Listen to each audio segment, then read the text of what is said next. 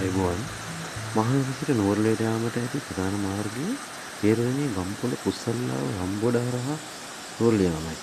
තවත් වැඩිපුර සංචාරකයන් නොවන මාර්ගයක් තමයි හැල්ලපුර කන්දෙහන්නේ නුගරංකෙත ඉකිල්ලගස්කඩ පදියපැලල්ල වලපනේ ආගලහර නුවරඑළිය යන. ඊට වසර 10කට පමණ පෙර මේ මාර්ගය ඉතා දුෂ්කර එකක් වුණා. ඒත් මේ වන විට නුවරඑළිය දක්වා මාර්ගය කාපත් කර තියෙන හින්දා ගමන් කිරීම දුෂ්කර නැහැ. මේ මාර්ගය යාමේදී ඉතාමත් සුන්දර ස්ථාන අපට මුණ ගැහෙනවා. ඒ එක ස්ථානයක් ගැන කියන්නයි මම සූදානම් වෙන්නේ.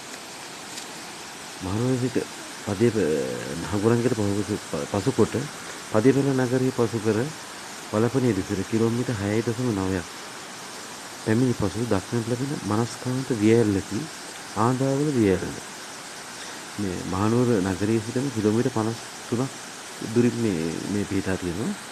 මේක පටන් ගන්නේ නයමේරු හින්න කන්දිවායෙන්. මේකේ උස මීටර් 40ක් වෙනවා. මේක තියෙන්නේ ආන්දාවල ගමේ. ඒ කියන්නේ වලපනේ ප්‍රාදේශීය ලේකම් කොට්ටාශයේ නුවරඑළිය දිස්ත්‍රික්කයේ.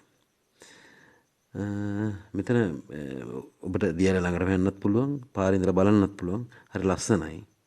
ඉතාමත් මනස්කාන්තයි. ඒ වගේම මෙතන ඕන කෙනෙකුට දිය නා ගන්නට පුළුවන්. එහා පැත්තේ පිහිටි හදලා තියෙනවා. ඉතින් නා ගන්නත් පුළුවන්. ඊළඟට මේක මේ වැස්ස දවස්වලට හරිම ලස්සනයි. ලොකු වතුර ප්‍රමාණයක් එනවා.